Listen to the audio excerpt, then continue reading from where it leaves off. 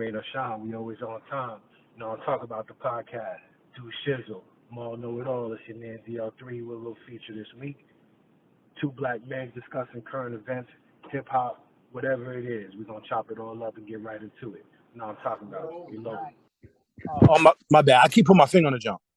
There's a growing ecosystem of black and brown content creators that are guiding people with finance, with personal finance, with investment, with credit improvement and things like that, and definitely getting tapped into that, and also providing that yourselves, is super dope. And I love the enthusiasm that young people of color are showing with this shit. You know what I mean? Like the fact that they have a show on Revolt means that people are tapping into that shit. Because if they wasn't, Diddy wouldn't put them on the fucking air. If they didn't, you know what I mean? There's a young black kid that comes into my job. He been coming to my job since he was like 18. And all he ever do, he come in like this, like wanting to talk about money and like, how do I save and how do I invest and da, da, da. You know what I'm saying? I'm starting to see it too. The young black and brown people realizing like we could level up too, and we don't have to be millionaires. We don't have to hit on this grand level of income earning to be all right. You know what I mean? Like I could start small and I can make smart movements and do things that they didn't teach my parents to do. Like they didn't teach this stuff generations prior about, how they were saying, like in high school, they don't teach you how to build credit and they don't teach you how to invest and they don't teach you how to do that shit. Well, it's happening now, maybe not in high school, but you can plug into the right shit on social media and really learn a lot of dope shit. And I would love to be a part of that, with y'all to help do whatever I can on my end, because a lot of shit is just common sense shit that people would apply if they knew better. You knew better, you do better.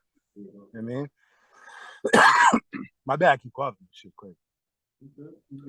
Stop putting your finger on the joint so we can hear you and shit. See, I need to put my finger on the shit when I'm coughing. That's what. Now that I know now that I know it works. Shit. Well, yeah. Oh, no, man.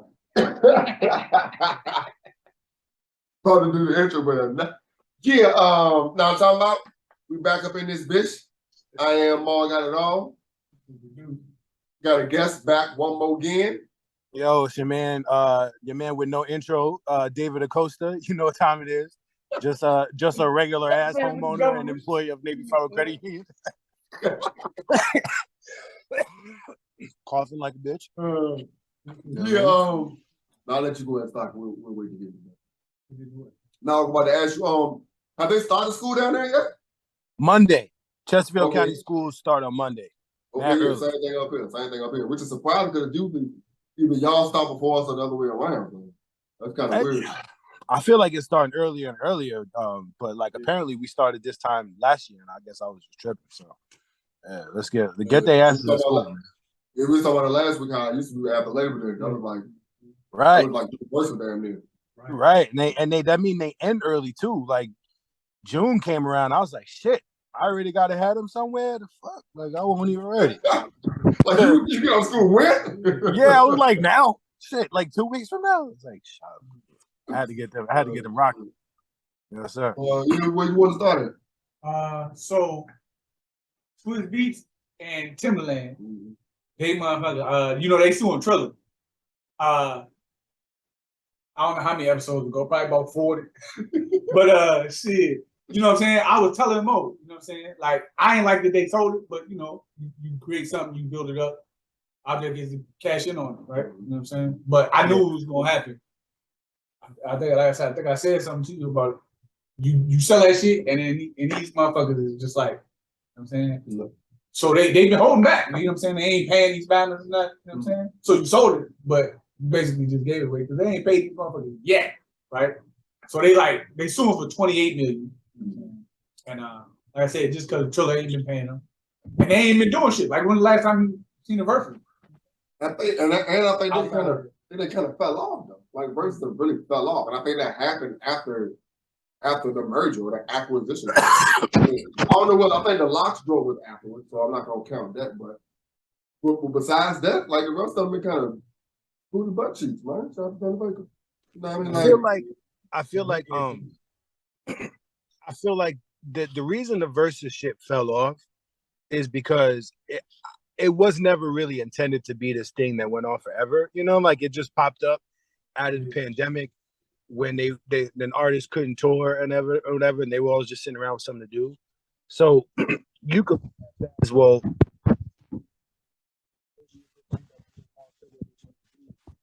Move your fingers, nigga.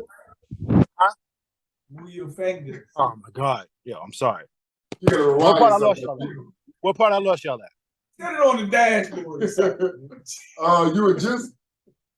You were just saying that it wasn't intended.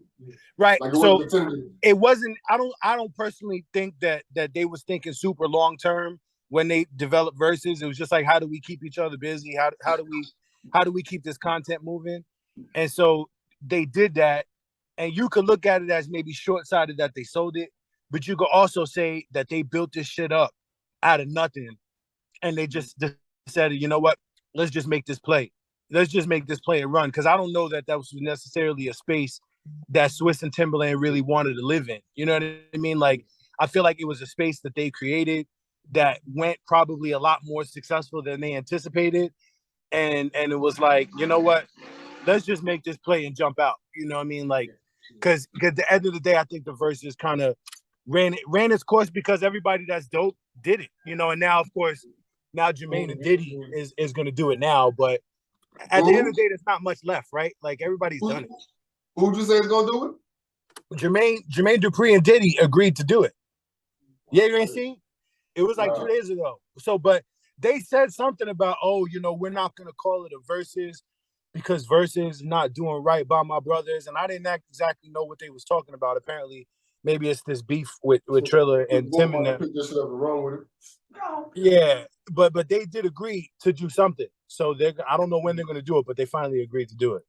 Because I'm not gonna say I think there is a lane for that type of situation, especially when they made it a show. Yeah. I definitely think there's a lane for that. It has to be done correctly with the correct people and not just because it's 3 weeks from the last one, so we need something. I think that's what happened, and they got away from the essence. Like I know with hip hop y'all want to branch out and let other people into it, but some stuff you need to stick to what the fuck it is. You know have they even had like a rock and roll version? No. I think it's basically because we back outside. Yeah, for sure. Yeah, we back outside. You're going to look back at this. I feel like we're going to look back at this and be like, this was a really dope-ass era in music when this unprecedented thing happened to all of us at the same time, and artists responded in a way that didn't involve them getting a bag necessarily, didn't involve them doing nothing but just having love for the culture and wanted to do something for it. And it turned into a good opportunity for them. Their streams went up, and eventually they was able to get sponsors, and eventually they was able to do dope shit that they could monetize. But like, this was just a really cool era. Like you had to be there to remember when Teddy Riley and Babyface basically jumped on Zoom and battled each other for a little while. Like, that ain't never gonna happen again. You know what I mean? And you can't. I'm about to say, you know what I'm saying? The second time, the first time they jumped on Zoom and didn't do a damn thing for a long time. They have your kind of technical difficulty. Put the phone on the dashboard. All right. I know, because it's one of the goddamn fingers. It's one of my fingers that keep doing it. You got them fat boy fingers and shit. Put that shit there. Yo, like, I still have the meme saved in my phone when Teddy Riley was looking at the fucking band, like, with his hands, like nigga was mad at the band. It's like, you, motherfucker, it's not them. It's you. You the one trying to do a whole concert and record it out your phone, bro. Like, in your basement. You are trying to stream a whole concert off an iPad, my nigga. Like, do you understand what you're doing? Like, in your basement with a band and backup dancing. Let's just meant for each other. You got a Aretha and Patty back that motherfucker. And Babyface knew why this shit was fucking up. Babyface was like, yo, I'm in a little room by myself. That's why my shit is fine and your shit is not. Like, you got the whole guy back there, fam. Just plug in the aux and play the shit. That's it. Yeah, you know what I'm saying? But like that's an era that we gonna remember On forever. top of that, yeah, you know They they gave me. want it. I'm gonna show them. Yeah, I'm gonna show them I got better equipment. Let me hook this up. You better call it the Geek Squad. But that always been Teddy. Teddy always been that guy. You know what I mean? That always been Teddy with the big production. You know, it's just we're gonna look back at this era and be like, this was a dope ass time that you can't recreate. You can't recreate a time when could none of us go nowhere, could none of us do nothing. And these artists stepped up and said, let me do something for y'all. So if Versus hasn't figured out a way to transition from that to this era of us being outside and making it relevant, then they're not going to really get it cracking, you know. But if they could figure out a way to make it relevant to now, cool. And if Swiss and Timberland are not going to be the ones to guide them into this new space, that's fine. They brought us here, and they deserve to get their little $30 million. If that's a short bag, then that's a short bag. But get your little bread and thank you for this contribution to the culture. You know what I'm saying? He was a banker. Yeah, he was there banging and shit. You gonna say get your little bread? $30 million, little bread. I feel like they probably thought they could get more from it, you know. And bro, y'all, as $30 million of an idea that y'all made from nothing, from sitting there doing what we doing right now. Like, oh, bro, call me on the Zoom and play your shit. 2 years later, they got $30 million. I think they should be fucking happy, personally. That's what I'm saying. Yeah. But I think their versus gonna probably did. Because like I said, they sold it to Trevor, and there ain't no board members gonna be in touch with the community. You know what I'm saying? The community, but you know what I'm saying? Like you can't have no group of motherfucking. Like I said, they bored. Whoever board they got over at Trevor, they not. I'm sure they not in touch. So they just sold it to the wrong people. Yeah, Or you just probably. or just ran his course. Yeah. And I guess it's like in business, sometimes you gotta know when. I guess with stock and shit, investment, you gotta know when to get out. I guess. In the car, that's basically what that was. Kenny Rogers or Willie Nelson. Know when to hold him, when to fold him. That's true. Yeah. At the end of the day, I don't know which one of the motherfuckers it was. It might not be. I think it was Willie Nelson. No, it was it. Yeah, I think it was Willie Nelson. Motherfucker smoke all the trees. That's Willie Nelson. Yeah, that's Willie the weed smoker. I know that. That boy. That's the boy right there. You. I'm gonna ask him if you seen train wreck. You seen that train wreck shit on Netflix about the Woodstock '98? But white people? Nah. White domestic terrorism. Oh shit! Now I haven't seen that, but we could go off. We could talk about white domestic terrorism all damn day if you want. Is it a fiction or is it a documentary? Yeah, documentary, three parts, 3 episodes. It's on. Where is it? What's it on? Netflix. Yeah, called Trainwreck. Hey, I'll watch it and we can come back to it. Goddamn, who they talking about? Timothy McVeigh? No, it's about Woodstock. Woodstock. Oh. When we in '69, they had the original joint. Oh, okay. They tried to redo it in '94. I remember that. Out. So '99 turned into more of a money grab. You know what I mean? And it just. And then she turned into Apocalypse '99. Yeah, like one of the. You gotta see it. You gotta see it. Yeah. Everybody, I'm talking about it. Be like, yo, I didn't even know it was starting '99. Yo, I'm a for sure. I'll definitely check it. James Brown was the headliner. Yeah, that's funny. I was like, how the fuck? But I don't like how they trying to act like he bishop. We never got to find out whether James Brown got his money or whether. No, he got his money. He just didn't get it before he did. That means he bishop. Nah, James Brown wasn't the dude he was talking to. You know what I'm saying? James Brown was the motherfucker, get your money, motherfucker, money, get the fuck out of my thing. Fuck you playing for? Another thing, that's the one, the DMX in the red jumper. What? You see that big sea of motherfucking people. That's not that one? Nah, that was somewhere. Oh, word? Yeah, okay. Because DMX was at this joint. He was like one of the first people to perform. Yeah. DMX was at, yeah. He got in about that joint. He got in before I got for Cheryl Craig. They're like, show your tits. So it's a good watch. You gotta check that joint. All right. It's entertaining, but you see how white domestic terrorism is formed.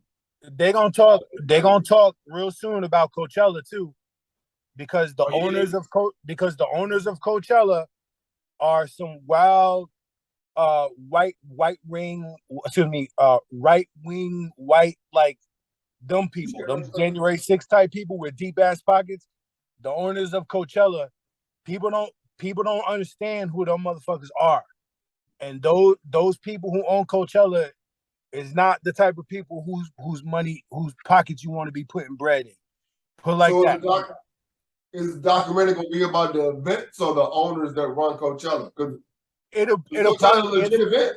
The event itself is fine. It's the owners. The owners of the people who run Coachella is not who you think they are. You know what I'm saying? They not like peace and love, like, oh, you know, concert promoter type cats. These are, you know, and I don't personally know a whole lot about them myself, but I heard about them.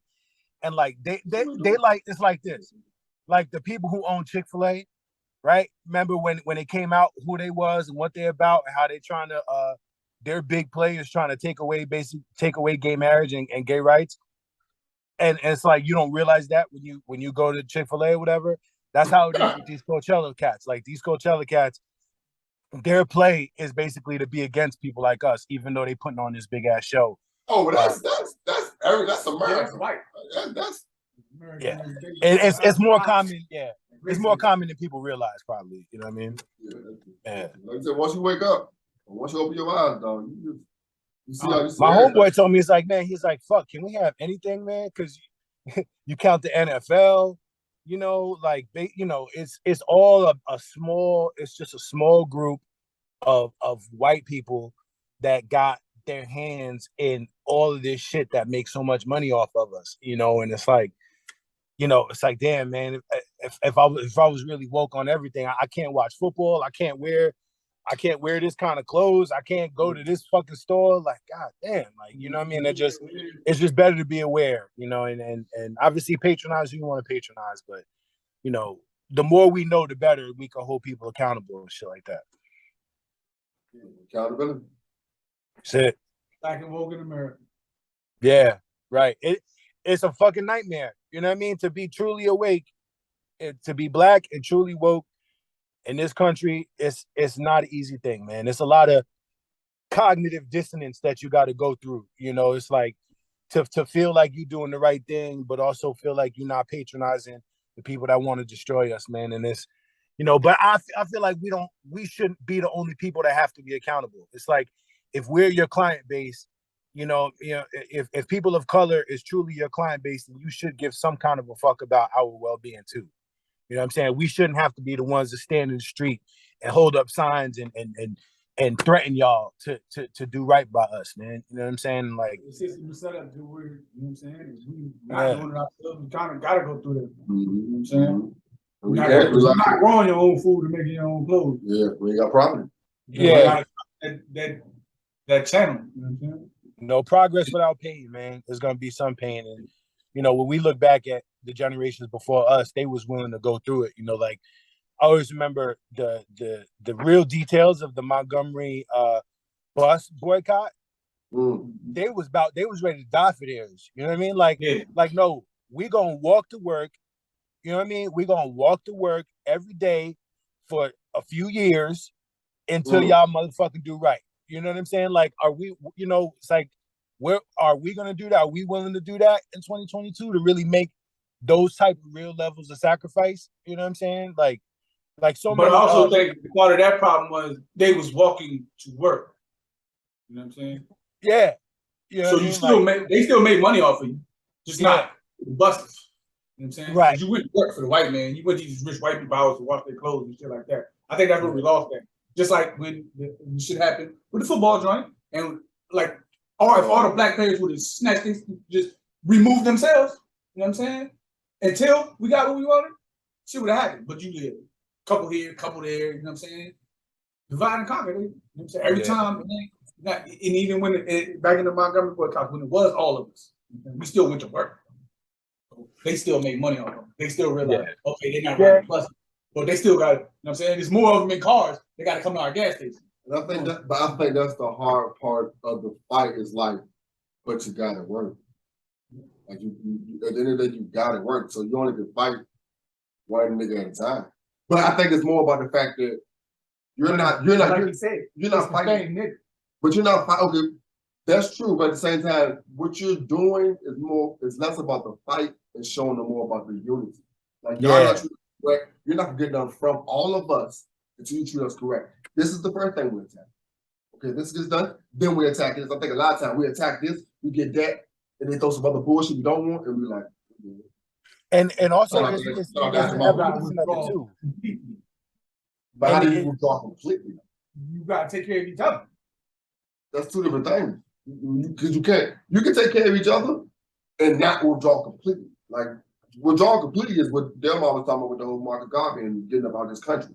Yeah. Like as long as we're here, we're gonna have to we can unify and work together here. We're not gonna get equality on this thing. Say it all the time. We will not get equality. And all of us not going over there.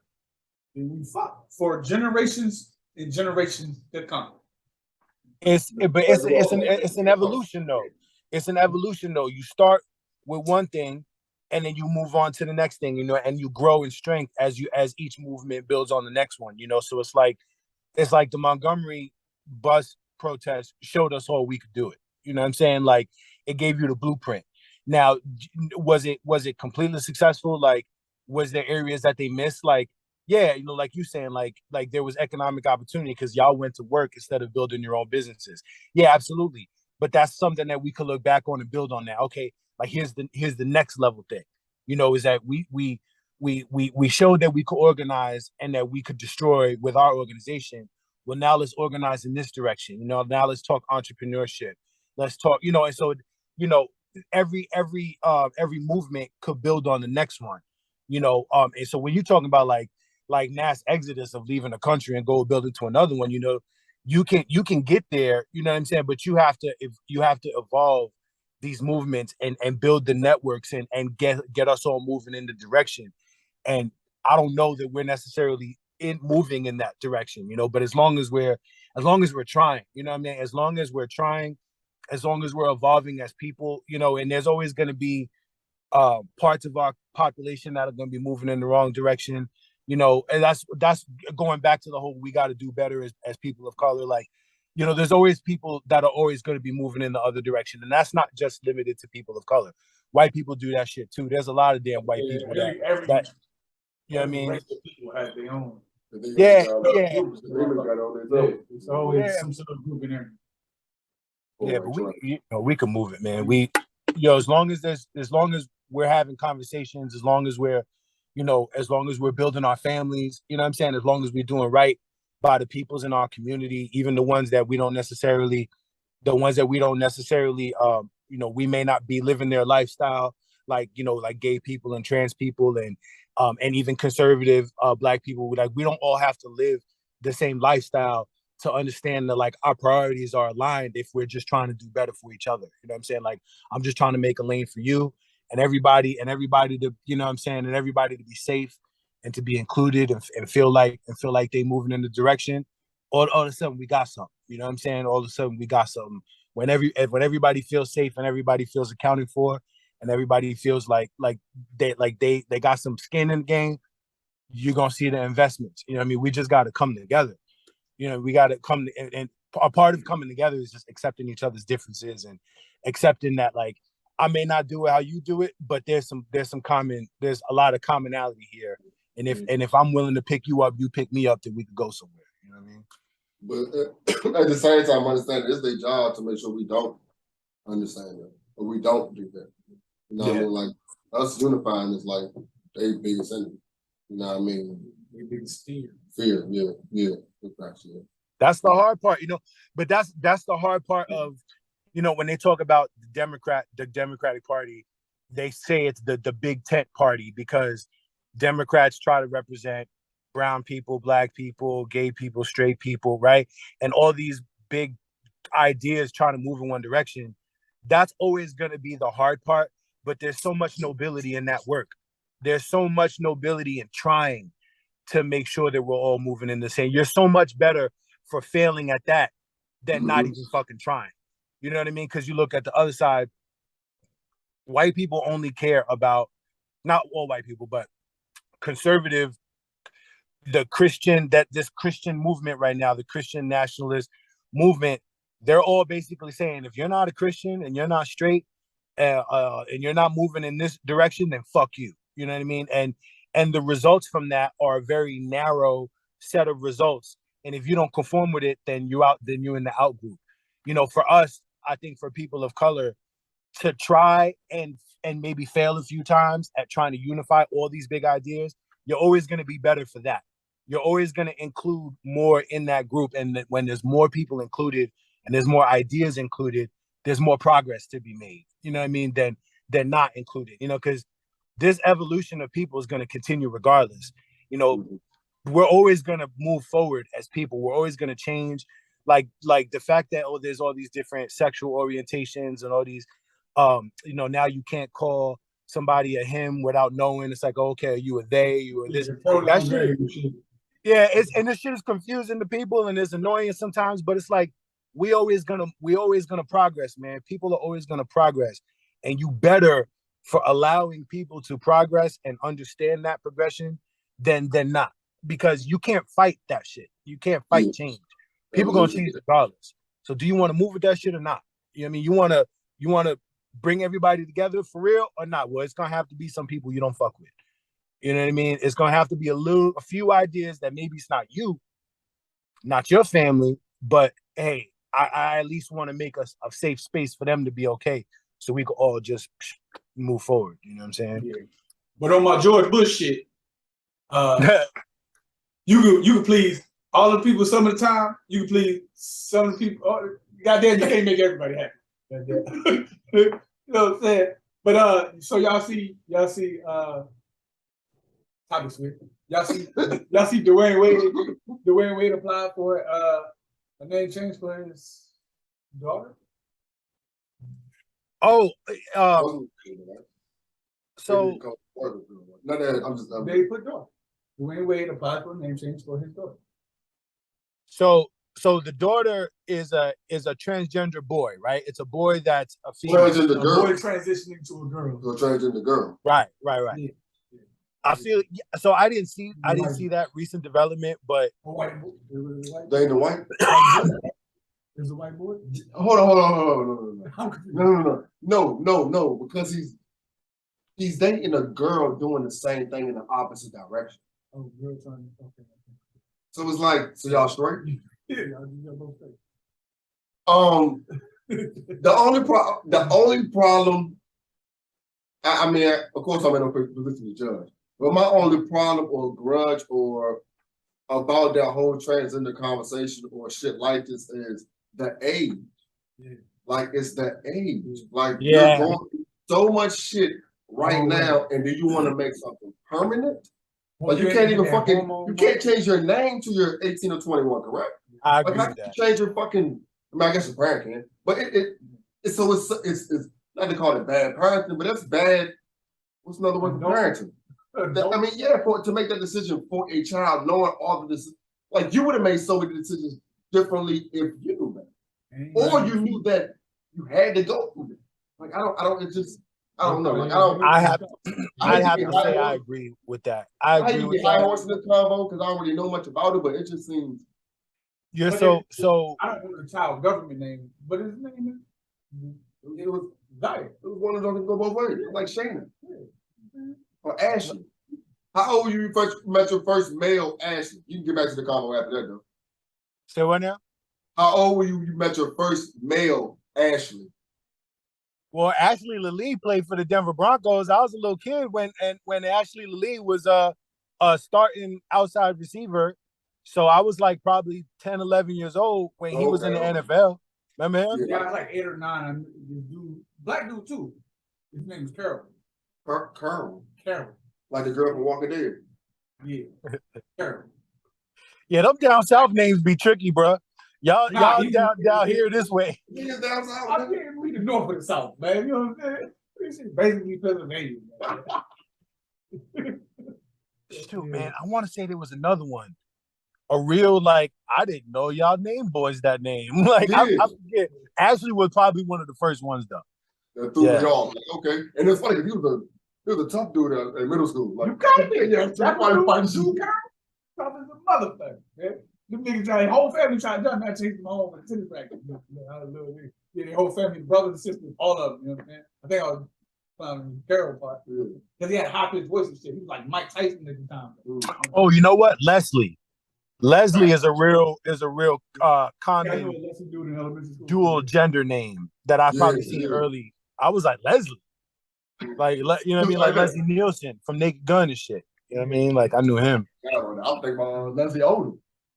The actor out now, whatever. Yeah. But the shit about Dwayne Wade, I agree. I think that it's one thing to allow your daughter or son to begin to identify with a different gender if they're 14, 12. If Amelia, who's 9, when she's 13, that she says she wants me to call her a different pronoun, I will respect that, and we'll talk about it, and I will follow her wishes, but I would not allow her to have gender affirming surgery or anything that alters her body until she's 18 or older, because you're having so many changes in your body, hormonal changes, learning your sexuality and things like that I don't think it's appropriate to allow them to make permanent changes to their bodies without being consenting adult age. You know what I mean? Like, to me, that's not about not being accepting of transgenderism. I'm very accepting of transgenderism, especially if it was in my own family. There's some very, very serious psychological ramifications to denying homosexual and transgender children the ability to identify with the way they want. There's a lot of very serious psychological effects that will have on your child. So I personally would allow it, but it's just like I wouldn't let my 15-year-old get a boob job. You know what I'm saying? Like, I wouldn't let them get a tattoo.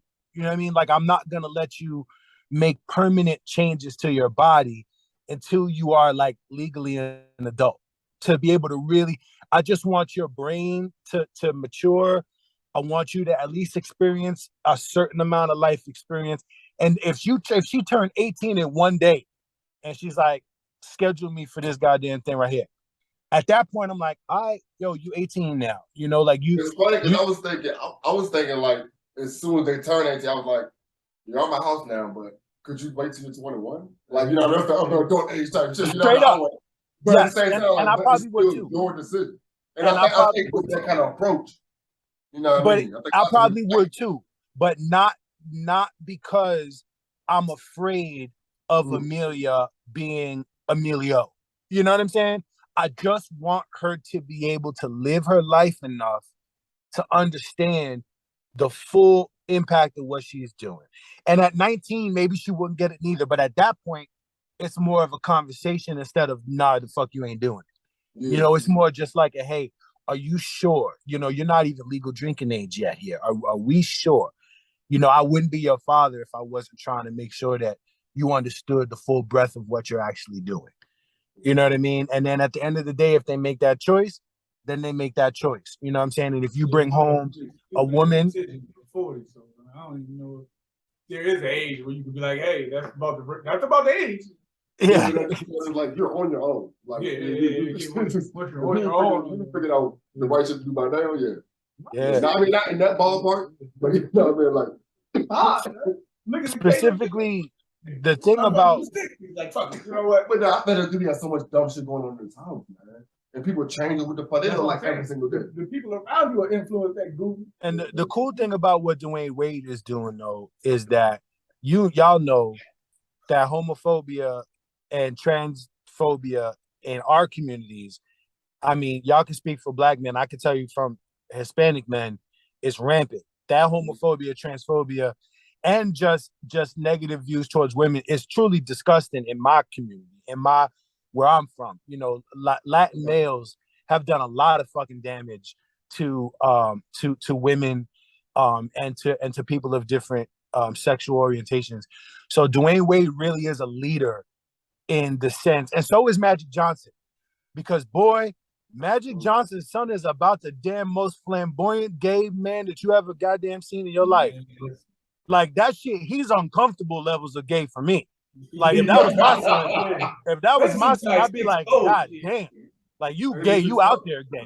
But he loved the shit out of that boy. You know, he loved the shit out of his son. You know, and that's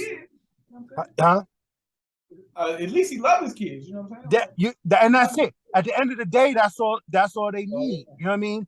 I gotta love my son. You know what I mean? Regardless, you know, these people that put their kids out and they don't speak to them and they disown them, that shit crazy to me. So Magic and Dwayne are really, really leading in our communities to help us move away from this. Cause guess what, man?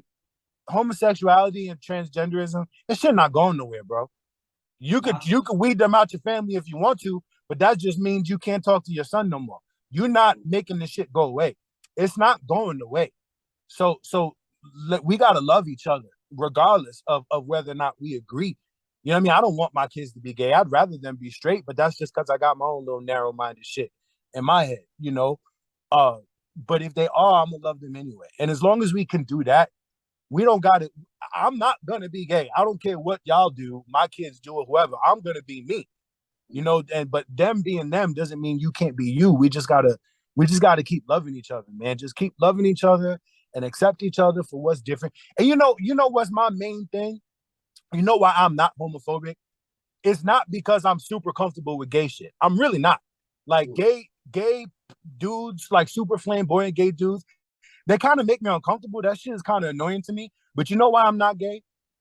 I be minding my own fucking business too much. I do not care what another man is up to so much that I let them make me uncomfortable. That's always been my lane from the very beginning. Why do I give a fuck about what somebody else is doing to that level? I truly don't. I used to work with this gay dude. You know what I'm saying? I got a couple gay cousins and shit. I had a gay cousin that danced for Alvin Ailey's dance troupe. He died of AIDS. You know what I'm saying? But I used to work with this gay dude. And he said some shit that it just opened my eyes to the whole situation. Like every straight person thinks that because there's a gay dude in the room, suddenly all you niggas is attracted. And he said that to us in a room full of niggas. Right. You know what I'm saying? And he was like, y'all think just because a gay man walk in the room, suddenly all you niggas is attracted? You think I'm on all you goofy ass niggas. That shit cracked me up. It makes sense. Yeah, dude. It makes sense. You know what I'm saying? But I was talking to dude all day, every day. Like he would tell me about his exploits when he was young and shit. You know what I'm saying? I used to sing with who he sang with. Fuck, I forgot who he sang with. One of them old, you know what I'm saying? Not like Patty or Rita or something, but somebody about a few tiers under them. You know what I'm saying? I forgot. Damn. I don't want to shout out names. I don't put the wrong person there. I wouldn't say. I was about to say Gladys, but I ain't gonna say Gladys. It might have been Stephanie Mills. To be honest with you, I think it might have been. You know what I'm saying? I think it might have been Stephanie Mills. He said or something, but yeah, he's like, yo, I sang with them, and he could sing like shit. You know what I'm saying? The backup niggas be short little fat nigga. You know what I'm saying? Sing like a motherfucker. You know what I'm saying? But yeah, he said that shit. I was like, oh, everybody was all. It's just something simple like that and trick all y'all. It's so simple. It's like, oh yeah, like they have actual preferences, just like anybody else. No, you ain't the one. Like, no, I don't think you cute. Like just because I like dudes mean I don't like your ass. Like, you know what I'm saying? Niggas. First of all, I see your ass in the bathroom. You wouldn't ask me about it. I don't want that. We'll be right back. Real quick, a behind the scenes rant though. Now I'm talking about little comments was everywhere though. Wow, misogynistic. Nah, nigga, you don't never let your daughter and your woman, no one else can play the hero in their eyes. Cause then they not gonna look at you. This boys all down. Yeah, boys need to be their own hero. You know what I'm saying? Shouldn't much, you know what I'm saying? Not saying that you gotta save, you know what I'm saying? Because as a man, you can't save everyone. But the women under my wing is getting saved. They need to know I'm the one that can protect them. I'm your hero. I open the stupid job. I'm your hero. You know what I'm saying? You look for something, you come to me for it. Did you see they had one of them cook-off shows? You seen the clip, they had a cook-off show. The girl was like just struggling. And she ran to the crowd. Ran to her dad. Yeah. You know what I'm saying? That's always you always gonna be. Yeah, I'm your hero. Something as small as this. I'm your hero. And it's funny how it gets turned into a whole misogynistic conversation. But it's like something as simple as that. Like I understand the whole you need to teach her how to do stuff also, but something as simple as that. But son, and at the same time, you teach your son because you need to know you built for this shit. Yeah, and at the same time, you teach your daughter to watch what you're doing, especially if you're doing like I got it. Yeah. Like so next time she might not come to you because she can do it herself. Yeah. You see what I'm saying? Like, or she'll always come to you, but that's fine because I'm her daddy and I'm gonna be her hero. You know what I'm saying? I need that. That shit gonna keep me alive. You see what I'm saying? This little nigga know you know what I'm saying? He gonna know you your own hero. Don't look for nobody to save you. Save yourself. You know what I'm saying? Because I ain't gonna be, and then you tell him that, like, I ain't gonna be here forever. You tell him all this shit. But even with your daughter, in death, you gonna always be her hero. You see what I'm saying? And then, I ain't saying it ain't that with your son, but at the same time, it's motherfucking, you know what I'm saying? You'll never let nobody play hero to the women in your life. I mean, they kind of go back to the convo we was having a couple weeks ago with the whole raising of boys and girls kind of different. But you got to. You got to. You know what I'm saying? You got to. They different. No matter what people say. There is a double standard. Mm-hmm. Just a reminder, we're here every Tuesday and Thursday, though. Nahm Talm Bout. Now back to the show. So the social media and the kids convo, you ended with that? Oh, yeah. Yeah, we can hit that if you want. All right, cool. So people got to remember social media is YouTube too, right? Social media is your ability to put content that other people could see. So that's YouTube also. And I've realized as of late that if your kids are on YouTube, they're on social media. Just because they can't post some shit don't mean that they're not seeing user-generated content that they're interacting with, you know? And so Josephine and I kind of like not really comfortable with that shit, but like also realizing like this is just the world that we live in. Little kids like watching stuff on YouTube. I personally am not ready for my kids to start posting shit, but you know, they're 9 and 6, you know, and so I don't, you know, they interact with their friends more in person a lot anyway. They don't necessarily need to be on their devices and stuff. They don't even have phones. So you know what I'm saying? So I'm keeping them on that level. And yeah, I think there's so much like I really had a hard time explaining to Emily, who's 6, that everything that's on the internet's not real. Like, you know how that was like, yo, everything not on the computer is not real. It took me a minute to have, like, she really did not believe me. It's like, well, it was on the internet. I was like, yo, like, you know, so if they're at that stage, you know, you got to really get them to that point of understanding what's on that thing is not reality. And so until I'm comfortable with their understanding of that, then I'm not really going to have them on there, you know. And I don't think there's necessarily going to be a certain age that a cutoff for everybody that's going to be uniform. You know, it's kind of like when they get their own phone. At the end of the day, like, you can't control everything they're going to do on there. You could try, but, you know. So it's like, it's not going to be the same for everybody, you know? They know their way around their phones a little bit better than us. Anyway, Because they watching YouTube videos on how to do the shit. the kid who posted that video. And doing the shit from their parents. Once you put up one hurdle, they're going to find a way around that shit. You know what I mean?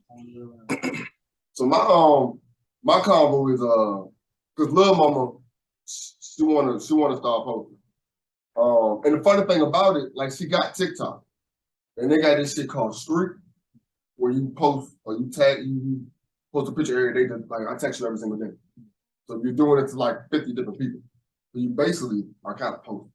Her daddy posts her all the time also. So it's not like she's not on it and tag her. So it's not like, you know, I'm just not on there. So but I think that's my wife's main concern is the distinguishing reality. Like, you're not gonna understand what these comments is about to be like. You know what I mean? We have no experience of what our comments would have been like in a high school. We were posting. Like, you motherfucker, people won't really talk. Some people talk shit, some people didn't talk shit. Your comments is gonna be like shit. That's the part I think my wife is really worried about for her. It's kind of hard for me because I post everything. You know what I mean? So my daughter be like, but dad, that type shit. You know what I mean? Because so I understand you wanting to, and not just because you might get lost behind everybody else. That's not it. But I understand you wanting to post it. You know what I mean? So I have no real problem with that. And I guess it's like, okay, this is the hurdle, or this is the bridge we're about to cross. And we're just I ask them what type of stuff you want to post. Like, why do you want it? Because, you know, like, I post it all the time. What type of stuff do you want to post? kind of like the same stuff you posted, just like I had a good day, this type of stuff. That type of stuff, you know what I mean? So, and everybody follows. I think that's one to everybody in the family follows. And I think that's the key to it right there. You know what I'm saying?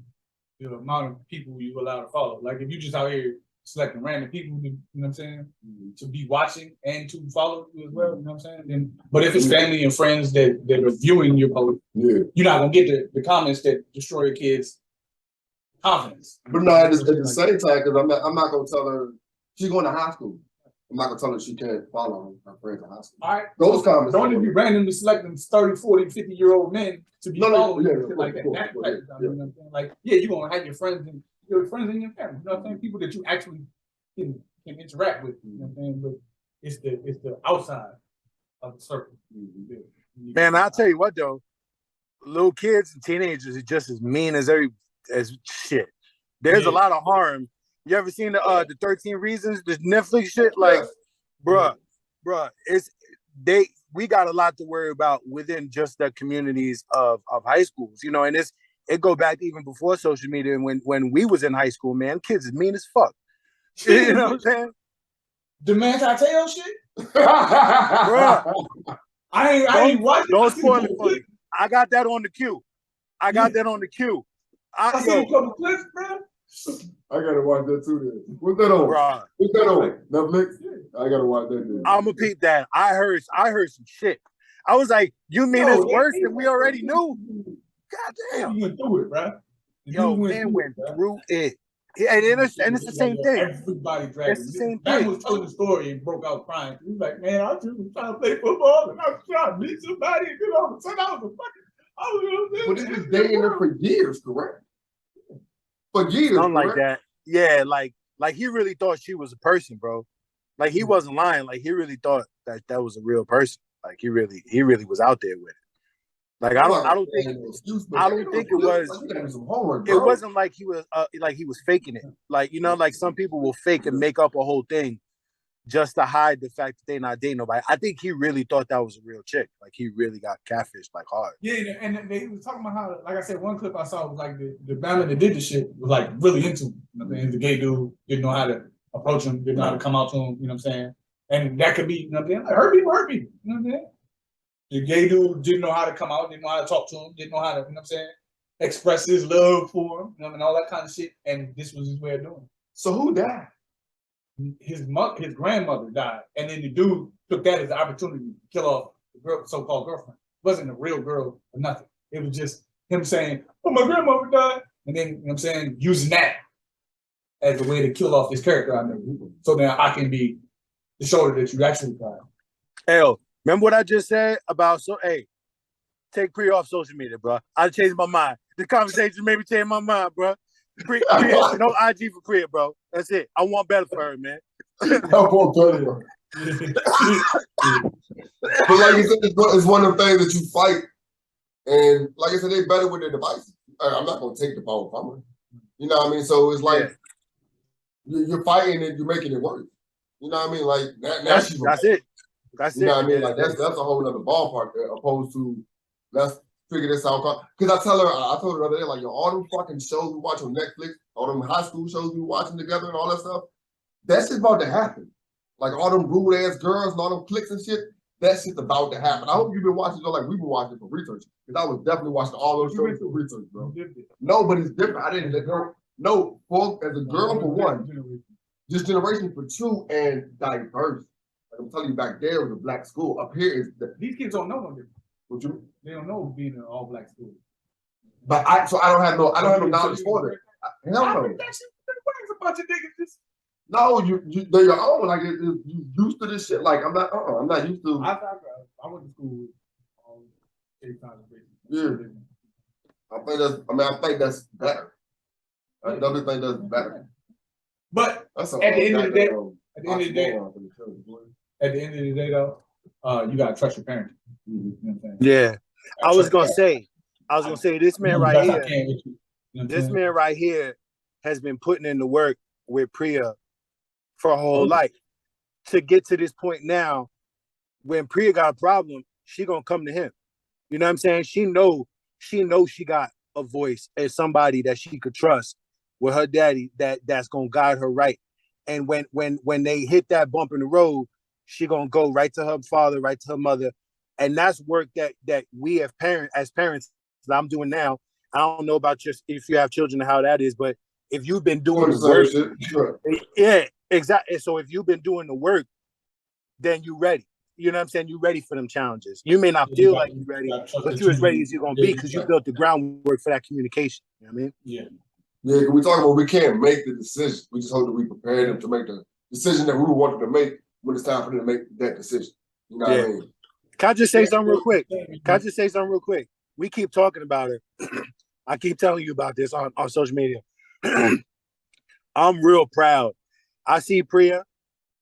I remember that little girl that was too scared of the dog that came to my apartment. And to see her now, see her so big and so beautiful and playing soccer and volleyball and to see how she looked just like her mama. Bro, I just want to shout out your family, bro. They so beautiful, man. Bro. You so blessed, man. You so blessed, bro. Yeah, I be getting mad emotional seeing them, seeing your little posts and stuff. It's just seeing y'all doing that. You know what I mean? I just love that, man. You a good ass dad, bro. Hell yeah. Just I wanna say it so Janice could see it like, hey, you know what I mean? Shout out, man. I got love for y'all, man. Big time. This is definitely both of us. This is definitely both of us. Hell yeah. It's a struggle, but it's so worth it, man. Word up. You want to. It's not what you want to. You want to do. You know what I mean? You gotta want to do it, whether it's one of you or That's two. it. Do it. That's it. You know what I mean? After that, you can. If you want to do it, you know, you feel like you can accomplish anything. So ain't nothing really gonna get in your way. You know what I'm saying? Real talk. Straight up. But shit, that's like a good spot to drop it off on. No respect the type of shit you respect out of music. Go sign this shit. See the video, right? Your visuals, you do this like. That's how I did it. But then, easy loan.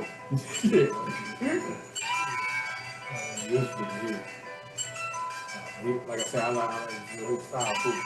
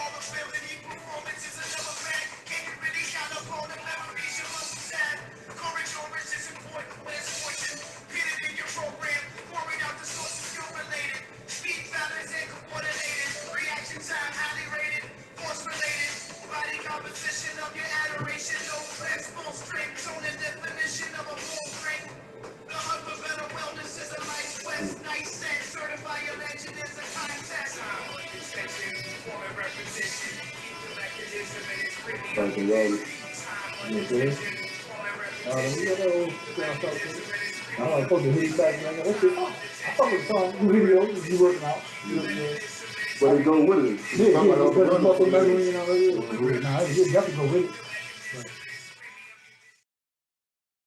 This was Nahm Talm Bout.